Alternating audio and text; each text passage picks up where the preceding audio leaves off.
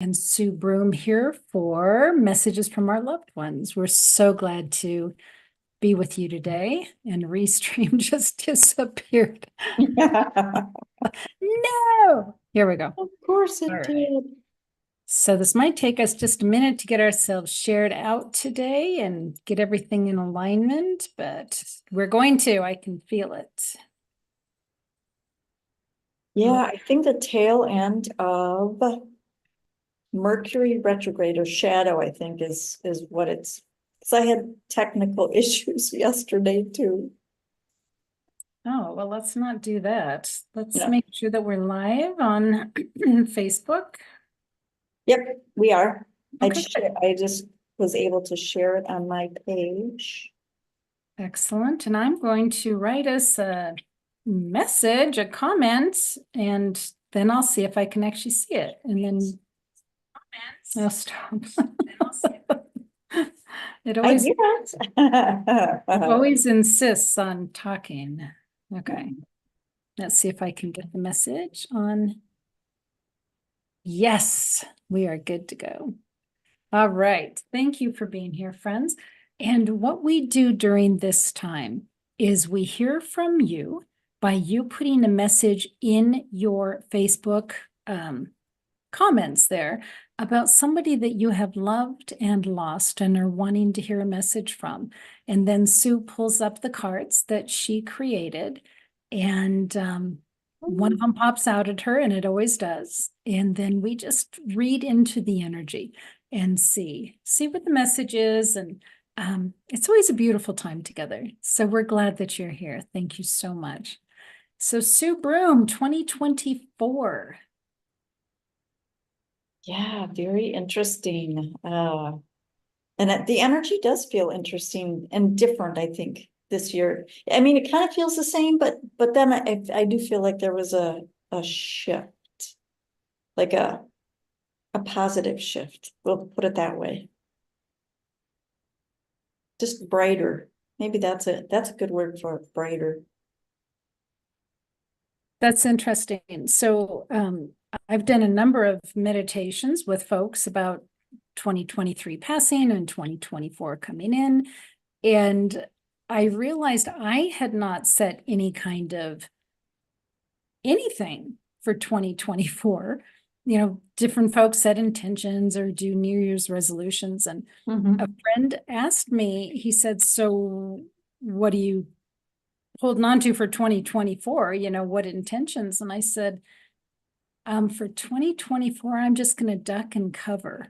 And That's then good. I thought about that and I thought, I don't think that's good because that's sending the message to the universe, go ahead, bring in whatever, because I'm expecting something to come in that I'm going to have to duck and cover from. So that's not what I'm putting out there anymore.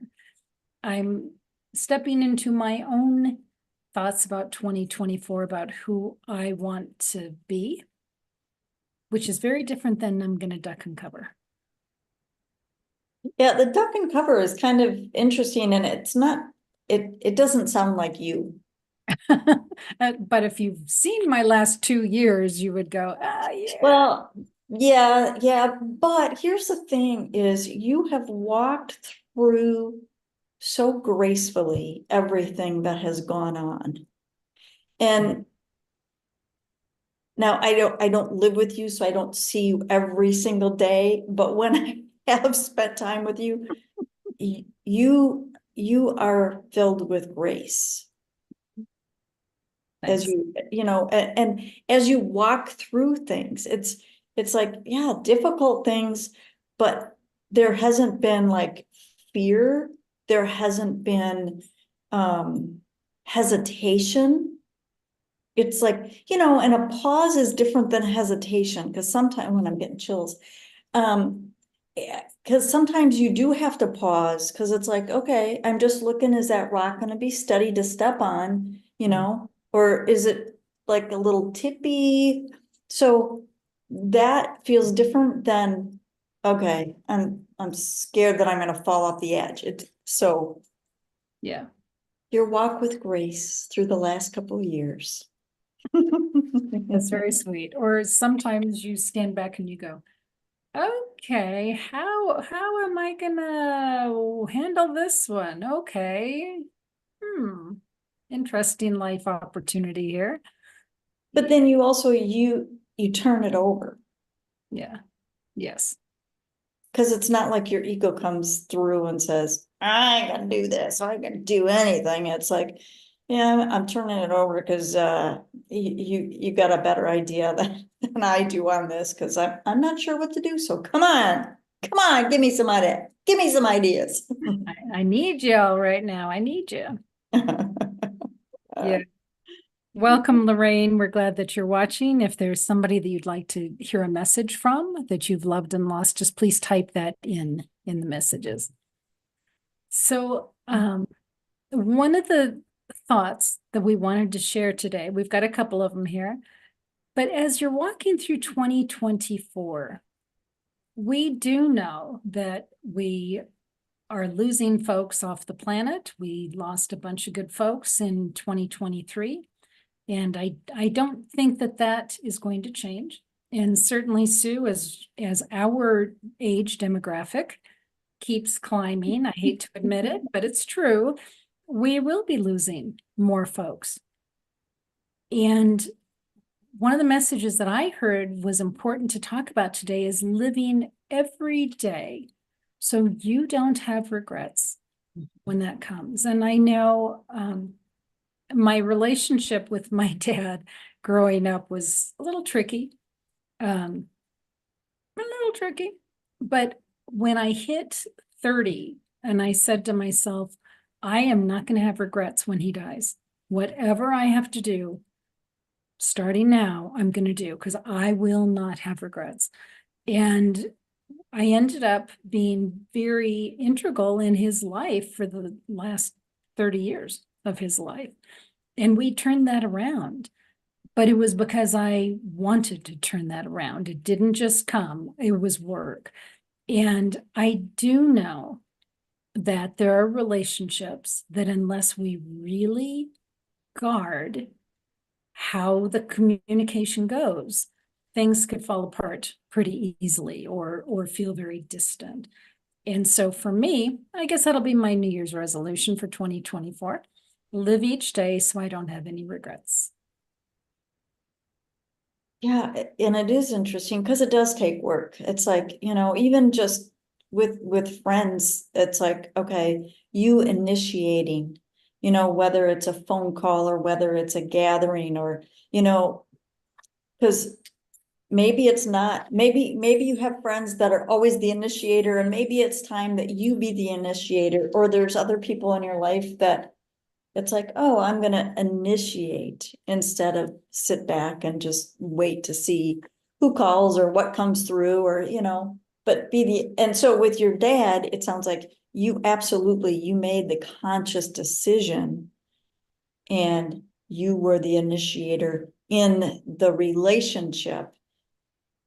And also I can see where it would be difficult if there's things that you don't see eye to eye on, or maybe he's having a difficult time and it's like, okay, I signed up for this.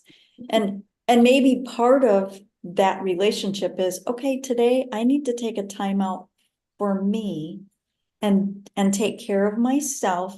So tomorrow I can come back and be the best I can be for him. Yep, that's beautiful. And I was just reminded of that phrase, don't let the sun go down on your anger. Is that Yeah. how that phrase goes? Don't let the sun go down. It makes sense. I mean, how I'm hearing it is, don't be mad when you go to sleep. Right.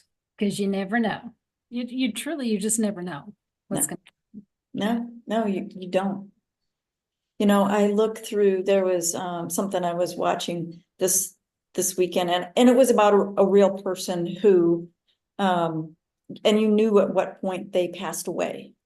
But it was a video of watching, and she's just walking along, and it's like, oh my gosh, she's 10 feet, 5, 6 steps. Mm. And when she hits that point, she's gonna be gone and she has no idea. Wow. Wow. And so it's also the no regrets is not only saying things to the people in your life, but it's like also being the best you because you don't know when your time is going to be.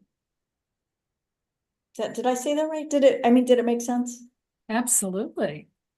Yeah. No, that's a brilliant point. I was thinking of it just in terms of my relationship with others, but it's also what I want to be doing. Yeah. No, that's really important. Yeah. Yeah.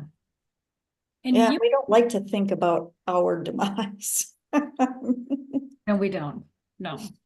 But you also had an interesting thought too, when we are in relationship with folks and then things get separated a little bit. You want to share about that for a minute? Well, when you get separated, whether it's by distance or whether you have a falling out with that person, or sometimes it's just, I've moved a lot over the last, uh, 10 plus years. But so you move and you don't keep you think you're gonna keep all these relationships as you go along, but you don't, you move, and not feeling regrets or feeling guilty about, I was really close with that person. Okay, here's an example. I was really close with this person. We worked together. We had a lot of fun together. I moved and I pretty much, it was like we didn't talk after that at all. Facebook. And just a couple years ago, within the last 3 years, she passed away. Wow. And she was very vocal about on Facebook what was going on with her. And so I knew what was going on. And I was supporting her energetically, but I didn't reach out and I don't feel guilty about that. But that's a piece that where a lot of people it's like, oh, I wish we would have kept in contact. I feel so bad. And it's like, you have to make peace with your decisions, whatever those are. Does that make sense? Yeah, absolutely.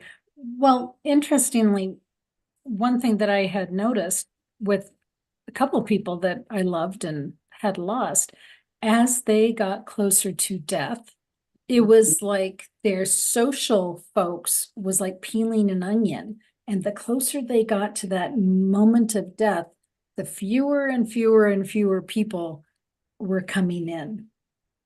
And so I do believe that there's a purpose for who comes into your life when they come in.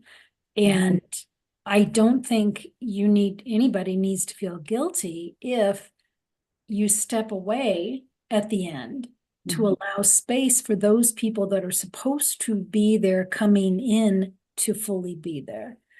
Mhm. Right, right. I know you have been in a similar situation, and I'll use my neighbor as an example. When they brought in the hospital bed, and there were sons there and there was family and friends there, I I did step away because it's like, okay, this golf buddy hadn't seen him in a while, or this son, he hasn't been here for a while. So, and I think, there's like a woman and her daughter, a man and his son, they have a special relationship. And so having three sons, each one coming in and them spending their time. So I was still able to be a part of things, but I stepped away so others could come in. And then it was tough. And I think even I didn't realize on weekend mornings, Saturdays mostly, but sometimes on Sundays, almost every single weekend for the last couple of years, up until last October when he fell, I was over there for breakfast. I mean, they were eating breakfast. I was just sitting listening to the squabble sometimes, which is so funny. But I didn't realize until a month after he passed that it's like, wow, I really miss this. Hmm. And it's, you know, it's, you have to cherish those times. Let's just put it that way. Yes, absolutely. You know, I had an interesting experience the other day talking with a friend, and she was absolutely racked with the thought that her relative was dying. She had said she would be there. Well, they thought dying, but not really. Not time yet. And her intention was to fully be there, step in, be one of the major folks to be helping make medical decisions. Hmm. She wasn't able to be there. And it was tearing her up Hmm. inside. But when I sat and looked at the energy of the situation, he was the gentleman, the patient was needing to come forward and do some of the spiritual work and step up for himself. And had she been there in this overarching role that she thought she was going to take, he couldn't have been doing that. Right. So it is so interesting sometimes the thoughts that we have of, oh, I have to do this, I have to be there, when Right. maybe energetically, spiritually, it's not actually our job at that time. No, and as you're telling the story, it's almost like this person who thought they were going to be there, their personality would have been too overpowering for the person who was needing to step forward. Right. Right. Yeah. It's all perfect timing, right?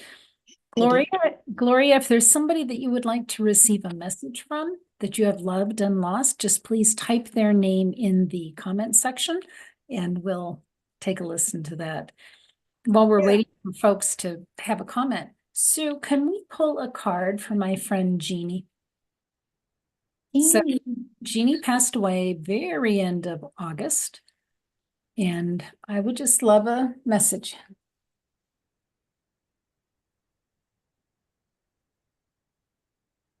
And she is one of the people that you were very active in things leading up to and even after the fact. Yeah. I do feel like there's, I feel like there's a big thank you. I think there's a lot of gratitude. It's almost like written across the sky, and I think that, and I have not looked at the card yet, so, Mhm. but I almost get the feeling that there's applause coming from the heavens to you, and you don't always allow it in. Yes, I'm moving on to the next thing. Yeah, So I just bask in that for a moment. thank you. That's I'm lovely. I'm feeling a lot of emotion with this, Miss Ruth, and I know I'm not saying I want you to feel all this emotion, but it just allow yourself to accept that, because I feel like there's just a big, it's even more than a hug that's coming Mm, for you. that's sweet. Thank you. Okay, let's see what the card says.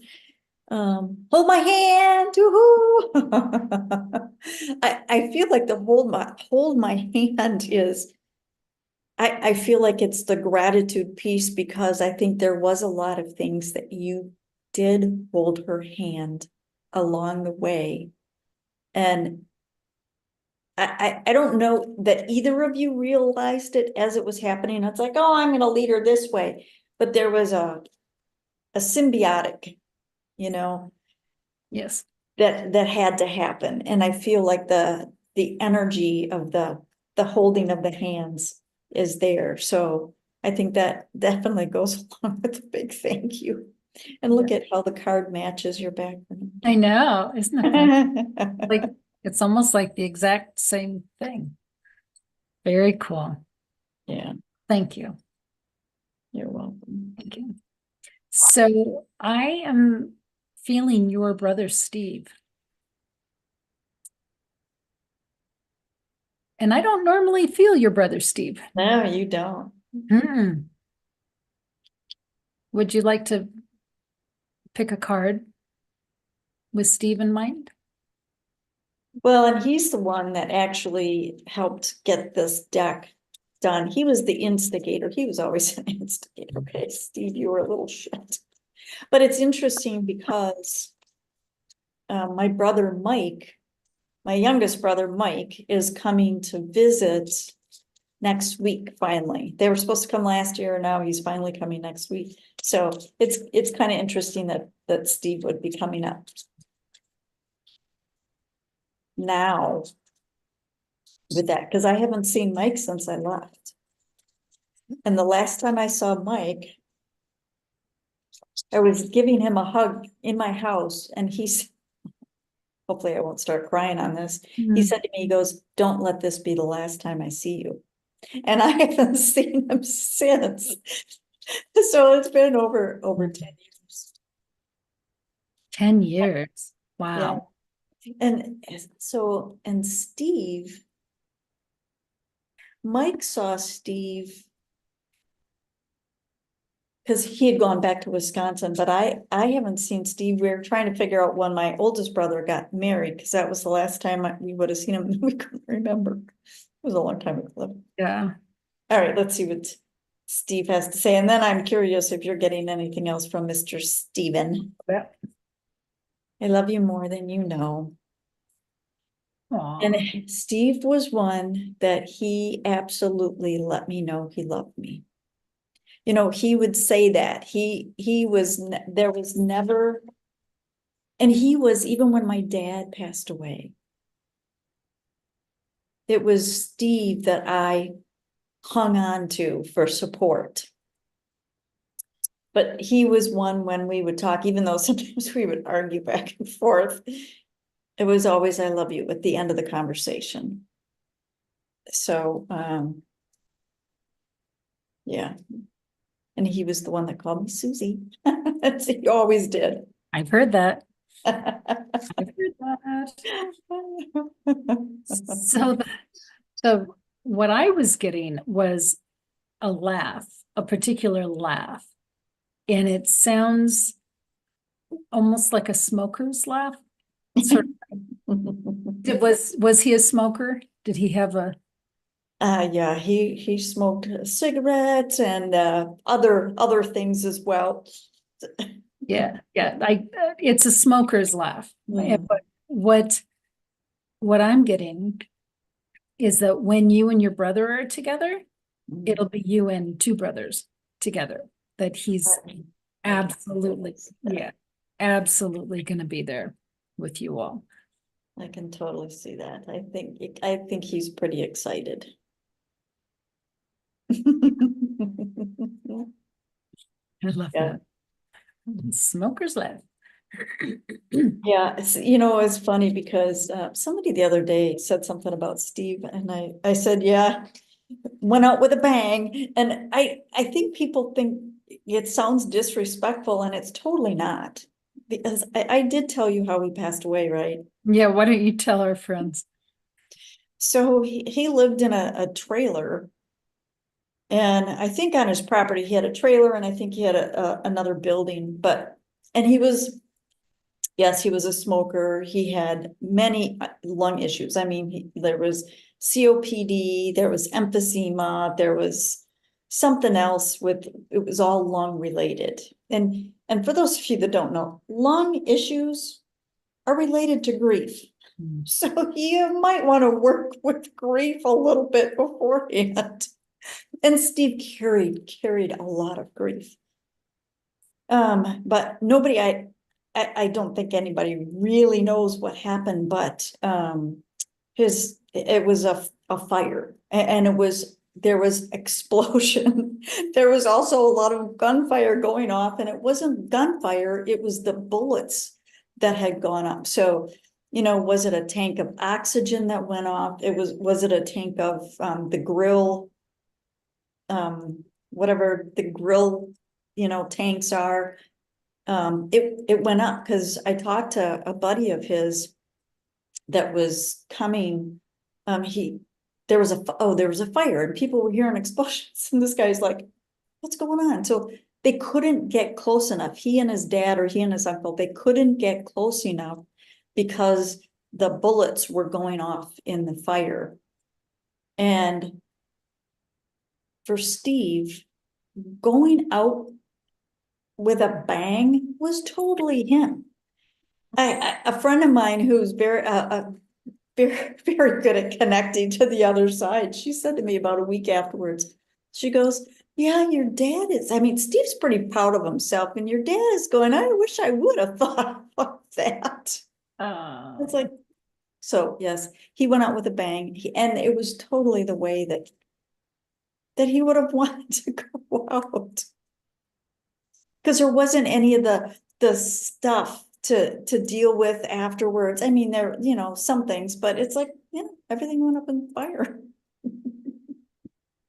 Wow. And he released a lot of grief as soon as he passed. I think he'd been working through some things on his own. And I think the church that he was involved with really helped him with a lot of things. And some people he met there, the connections that he made.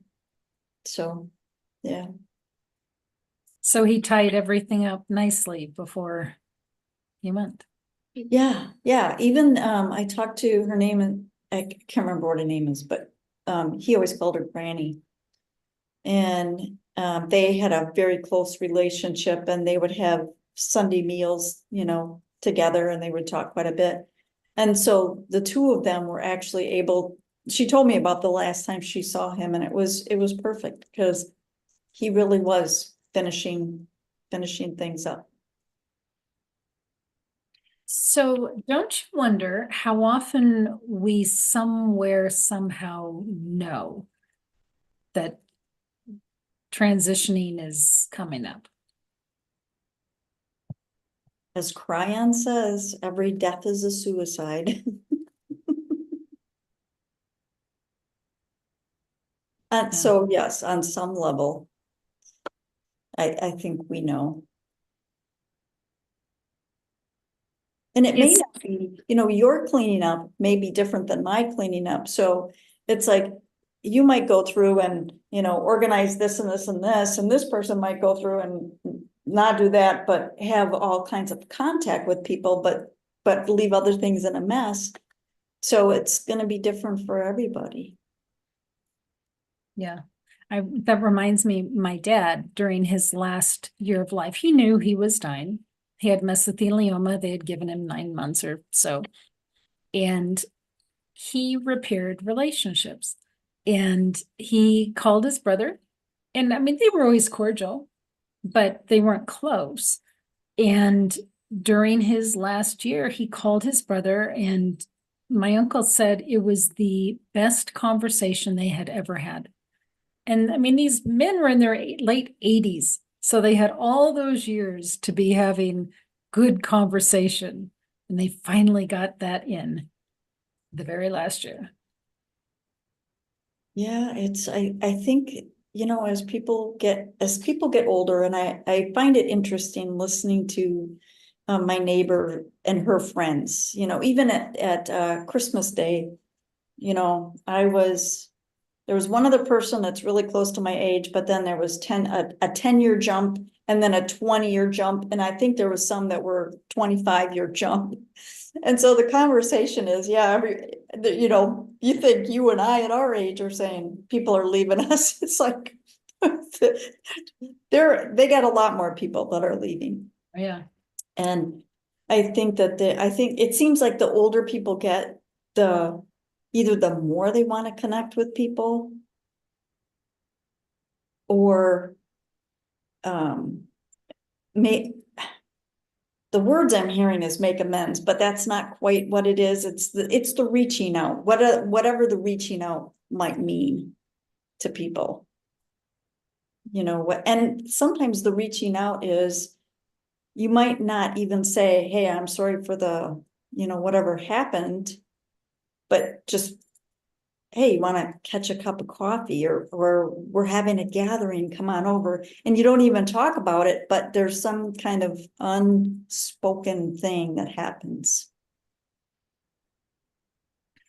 Yeah, it is interesting. Along the same lines, someone that I love a great deal has decided she's pretty much done. And she's 68, so that's not Oh, no, too, that's young. yeah, not old to be making that decision.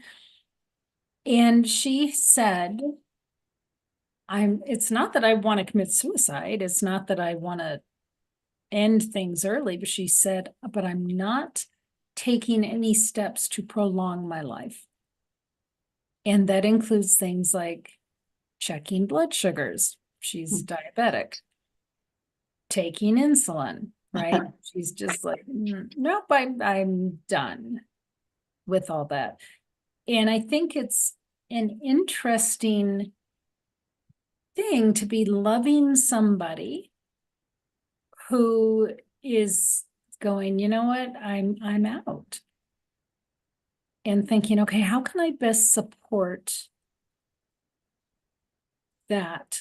How can I best support that decision? I mean, obviously, I don't have any purview to go, oh, no, please, please, you have to keep living this miserable life. No, no, for me, my heart wants you to be here. That would be so selfish Right. of me to do that. But it's an interesting opportunity to be asking, how can I best support you while you're doing this walk?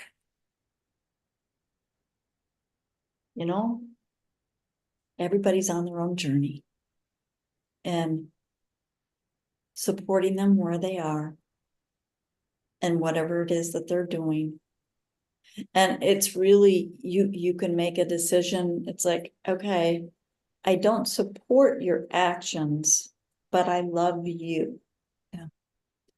So there may be a difficulty in seeing the deterioration.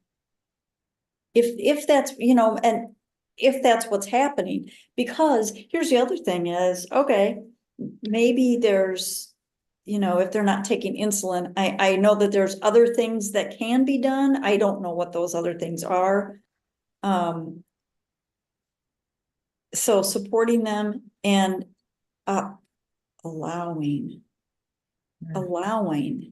them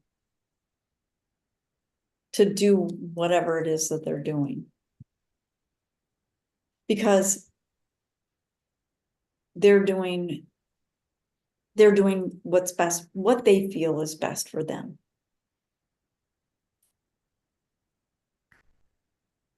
Yep. Yeah, it's not any different than people that, if you see somebody that is eating fast food, if somebody ate fast food 3 times a day, and it's like, and you can see their body, it's like, it's a different situation, and yet it's not. It's still self-destructive. Yes. But the other thing is maybe, so teasing it out a little bit, because so you're seeing it as self-destructive, and maybe they're seeing it as, I feel so much freer Yeah. because I made this decision and this is what I'm doing. Right. Standing in her own power. Mm-hmm. Yeah. Yeah. Now, it's different if you happen to be the one that they call when they're crashing. So maybe that's a boundary that needs to be, it's like, okay, I don't support you on what you do. So I do have to draw the line, and you need to call somebody else if you're having, something going on because you didn't do, take your meds or whatever. Yeah, no, that's a good point. That's a good point. Yeah. It's, it's kind of like when my dad was, when he had lung cancer, had part of his lung removed and had chemo and radiation and all that, still smoking. It's like, he needed to make up his mind. And I still smoked after he passed away. I was still smoking. And people saying, well, your dad just died of lung cancer. It's like, I have to make up my mind. Yes, it's destructive. I wasn't to the point where I was ready to quit though. I was watching a hospice gal on TikTok the other day, and she was saying, if somebody's an alcoholic and they're on hospice, we're not going to tell them they can't drink. Or if they're smoking we're not going to tell them they can't smoke. I mean, that's just not their role, which I understand, but I can see how that could be hard for loved ones, Mhm. I'll tell you the absolute most disgusting thing with cigarettes that I ever saw, and I have no idea what movie it is. Some people might know. It is somebody that they had a trach Uh, and they started smoking the cigarette through that. And it absolutely disgusted me that they were doing that. But it was somebody that was clearly dying. It's like, they want to have a cigarette, just can't do it in the room. right, right. Lucky they didn't blow up oxygen tanks or something. Yeah, there are, like my brother Steve. Now, I have no idea whether that's what happened or not, but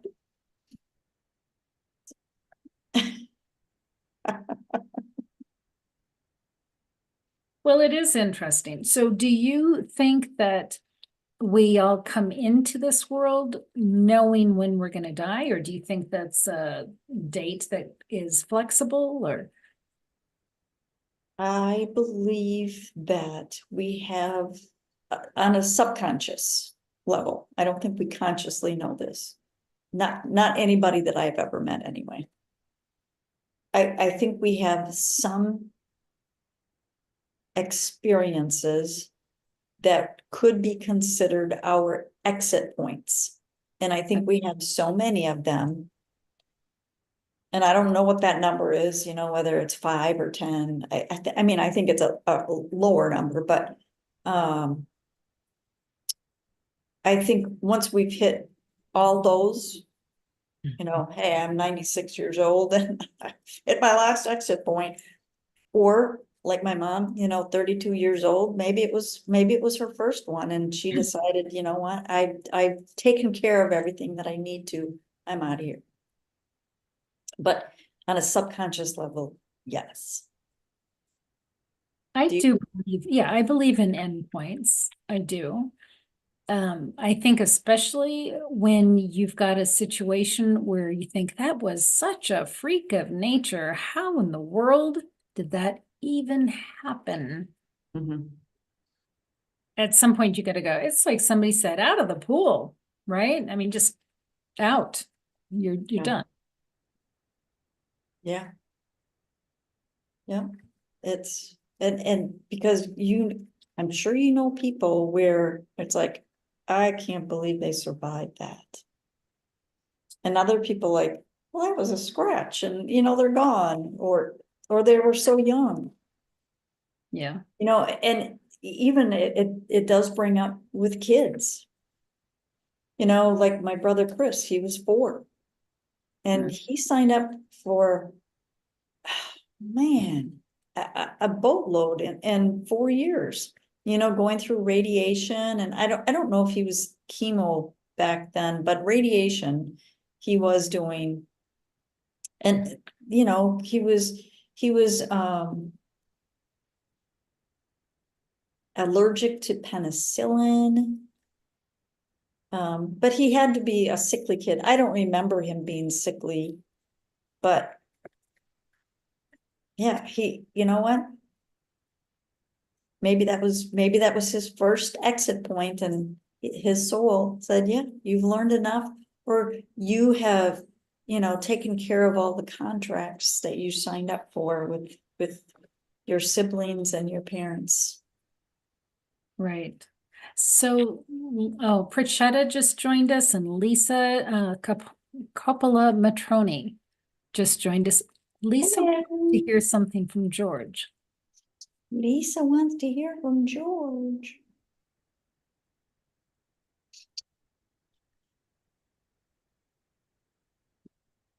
See what George has to say. Lisa, I would love to know the relationship between you and George. I'll share with you what we're seeing, but I'd love to know what that relationship was.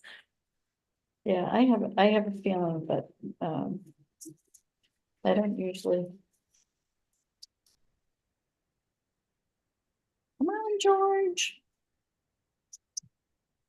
There we go.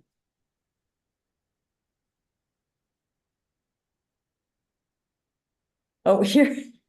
So you hear the chimes, and yeah, the chimes just stopped. I don't know if yours are going, but mine have been going off and on. And so Lisa, when I say hearing the chimes is so much more than just hearing the chimes that are going off. It's really about being in the moment and noticing what is going on in that moment, whether it's hearing something, whether it's scenting, smelling something, whether it's feeling something, whether it's noticing something. It's about being in the moment, because I think that, see, and there go the chimes again. I feel like George is saying, I'm around you a lot. And there are things that I've been putting in front of you, or I have been, a butterfly, or a songbird singing, even the breezes, if there's a, a still tree, but there's one leaf that's going like this, or they're just kind of, you can hear the whispers of the tree. I think there's so much. And I feel like the words I'm hearing is be open to what is going on right around you, because I'm right here. So that's what I'm getting. And Lisa said George was her husband. Okay. So Lisa, what I was getting, as soon as you came on, I was getting everything turned to black and white, like an old movie. And I was getting this cigar smoke. Like I could smell the cigar, and it was like heavy smoke in this room. And what that was really saying more to me was that, yes, this relationship was here in this lifetime, but to me, it was also speaking to other past relationships. The intensity and the wisdom, the knowingness of each other from another lifetime. If that makes sense, Sue. It does. And as you're saying that, the last image I saw was, I think it's called Somewhere in Time. Somewhere in Time is where, see, the original Batman, is it Christopher Reeves? He's the one that was a paraplegic. Yeah. Okay. He's in it. And he finds a way to go back in time. And I'm getting chills, to be with someone.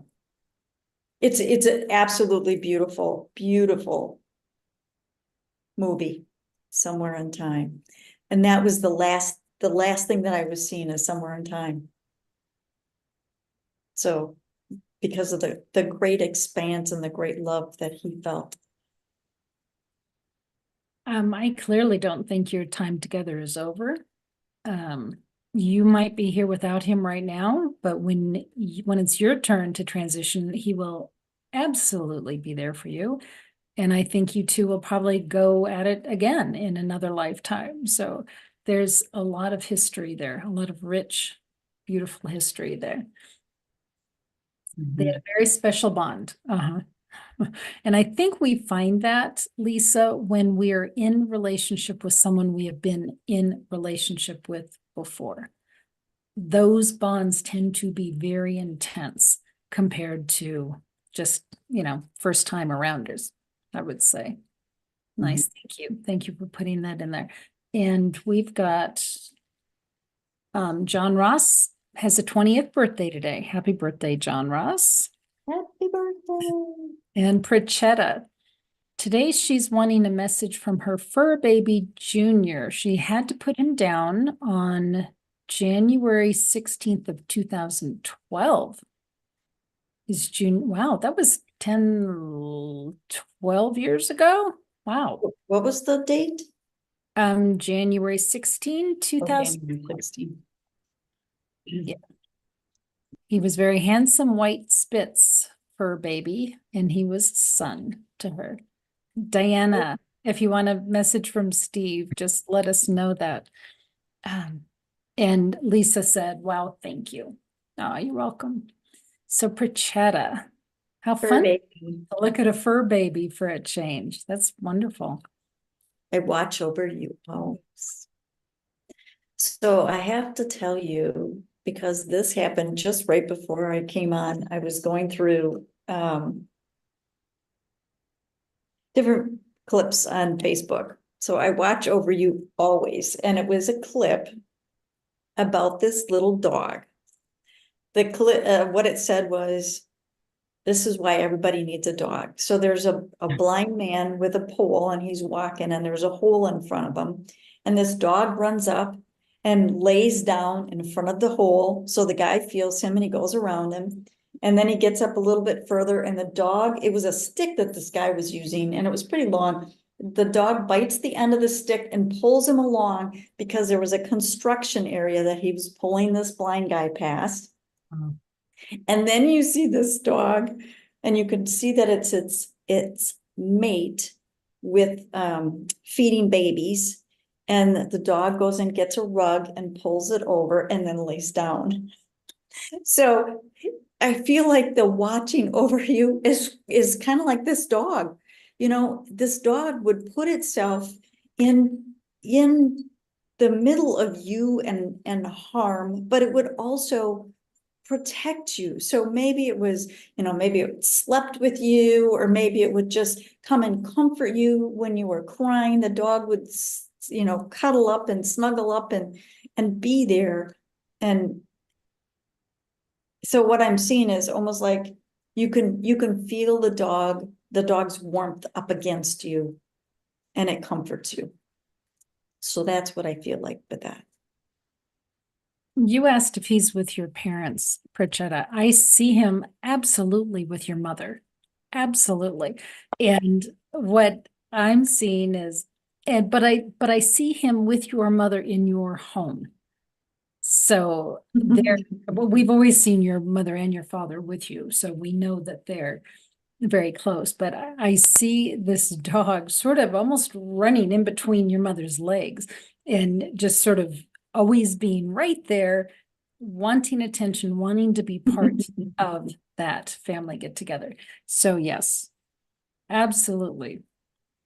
Sometimes we have those special dogs. Mine was Bailey, that come into our lives and they are soul connections. And my guess is that is who Junior was for you. The fact that you remember the date and it's 14 years ago. Yeah, I'm thinking Junior was that soul connection for you. Very sweet. Thanks for letting us look at Junior.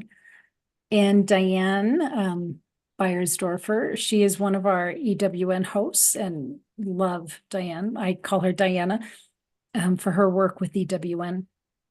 Her husband, Steve, passed away. And so she's hoping for some words from Steve. And she's in contact with Steve all the time. So this is just sort of a bonus here, just like a sliver of dessert after all of the communications that you have with him.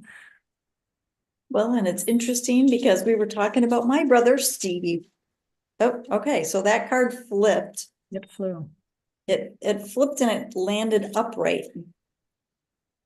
The love we share is always there. And it's funny because when the card landed, I saw the word sunshine on this card, and there's no sunshine on this card. So I feel like it's